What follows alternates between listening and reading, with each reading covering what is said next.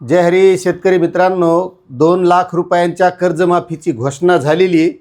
त्याची आता अंमलबजावणीला सुरुवात होणार आहे.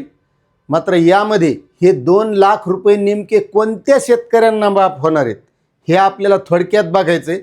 आणि एकतर बहादर असा म्हणला की आपल्याकडे कर्ज 1.5 लाख रुपये, आपल्याला 2 लाख रुपये माफ होणार आहेत. म्हणजे बऱ्याच शेतकऱ्यांच्या लक्षात हे आलं नाही की कर्जमाफीची घोषणा 2 लाखाची झाली म्हणजे आपल्याला 2 लाख रुपये माफ होणार आहेत. त्यामुळं आपल्याला हे समजून घ्यायचं आहे की नेमक्या कोणत्या तारखेपासून कोणत्या तारखेपर्यंत आणि कोणत्या शेतकऱ्यांना नेमकी 2 लाखाची होणार हे सगळं समजून घ्यायचं आहे. त्यामुळे व्हिडिओ सविस्तर बघा, म्हणजे सगळ्या गोष्टी तुमच्या लक्षात येईल. नाही तर बऱ्याच शेतकऱ्याला वाटले काय 2 लाख म्हणजे आपल्याला 2 लाखच होणार आहेत, तसं कधीच होणार नाही. त्यामुळे एक लक्षात घ्या, जी कर्जमाफीची घोषणा झाली त्याच्यामध्ये महत्त्वाची अट आहे की ज्या शेतकऱ्यांना 2019ला लाभ मिळालेला होता त्या शेतकऱ्यांना 2 लाख रुपयाचा कर्जमाफीचा लाभ मिळणार नाही. त्याला फक्त 50,000 रुपयेच लाभ मिळणार आहे, तेही वरची सगळी रक्कम भरल्याच्या नंतर. आता एक लक्षात घ्या, 2 लाख रुपये कोणाला मिळणार?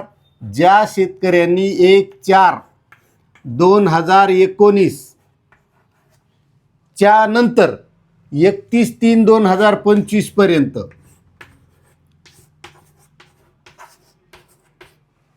31/3/2025 पर्यंत कर्ज घेतलेला आहे, त्याला 2019चा लाभ सुद्धा मिळालेला नाही आणि ते थकीत शेतकरी आहेत.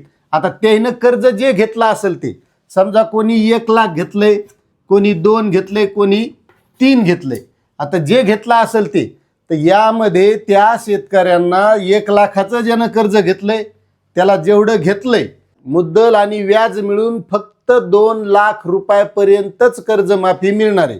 आता ज्यानं 3 लाख रुपये घेतलेले तर त्याला त्याचं मुद्दल आणि व्याज मिळून समजा 3.5 लाख रुपये झाले, 3.5 लाख रुपये, तर त्या शेतकऱ्याला ही वरची रक्कम 1.5 लाख रुपये 1.5 लाख रुपये भरल्याच्या नंतर हे 2 लाख रुपयाची कर्जमाफी मिळणार आहे. आणि त्याच्यात पुन्हा अटी समजून घ्यायच्या. महत्त्वाचं हे नुसतं एवढं झालं म्हणजे झालं अशातलं नाही, तर त्या शेतकऱ्याचं जे घेतलेलं कर्ज आहे ते 30/9/2025 पर्यंत थकीत पाहिजे. 30/9/2025 पर्यंत इथपर्यंत थकीत पाहिजे. 30/9/2025 पर्यंत थकीत. आणि पुन्हा एक महत्त्वाचं त्याच्यात पुढचं म्हणजे जास्तीत जास्त शेतकऱ्यांना कशी कर्जमाफी मिळणार नाही याची तरतूद याच्यात केलेली. आता त्याच्या पुढे सांगतो 31/3/2026 पर्यंत त्या शेतकऱ्यानं हे कर्ज भरलेलं नाही पाहिजे. म्हणजे लक्षात घ्या, ह्या 2 तारखेच्या दरम्यान घेतलेलं पाहिजे. त्याच्यानंतर ह्या 2025 म्हणजे 30/9/2025 पर्यंत थकीत पाहिजे आणि 31/3/2026 पर्यंत त्यानं भरलेलं सुद्धा नाही पाहिजे. आणि त्याच्या पुढची अट समजून घ्या. पुन्हा ते तुमचं किती बी बँकेतलं कर्ज असलं, 1 बँकेतलं 2 बँकेतलं. आता काही शेतकऱ्यांना असं वाटू शकतंय ह्या बँकेतून 1.5 लाख घेतलेले, त्या बँकेतून 2 लाख घेतलेले, हे व्हाले 3.5 लाख, मग इकडं 1.5 माफ व्हाले आणि इकडं 2 माफ व्हाले. तसं होणार नाही. दोन्ही बँकेचं मिळून 3.5 लाख व्हाले, मग व्याजासहित समजा 4-4.5 लाख रुपये झाले, तर त्या शेतकऱ्यांना सुद्धा फक्त 2 लाख रुपयापर्यंतच माफी मिळणार आहे.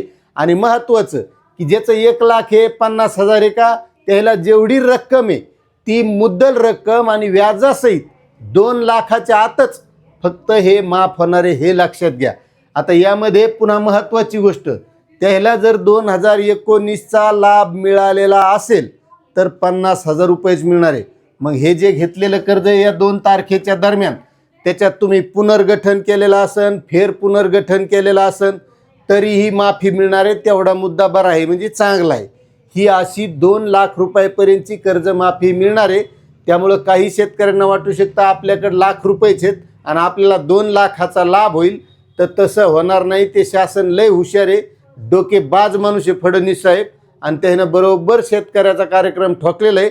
म्हणजे या माध्यमातून कमीत कमी शेतकऱ्यांना ही कर्जमाफी कशी मिळेल याची तरतूद केली. मात्र शेतकऱ्यांची मागणी ही सरसकट कर्जमाफीची आहे आणि त्यासाठी आता रोहित पवार एक आंदोलन सुद्धा उभं करीत आहेत. मग त्याला शेतकऱ्याने जास्तीत जास्त पाठिंबा द्याला. पुढं चालून जर सरकारला दयामाया आली तर बदल झाला तर झाला, नाही तर बाकी जय हिंद, जय महाराष्ट्र, जय जवान, जय किसान.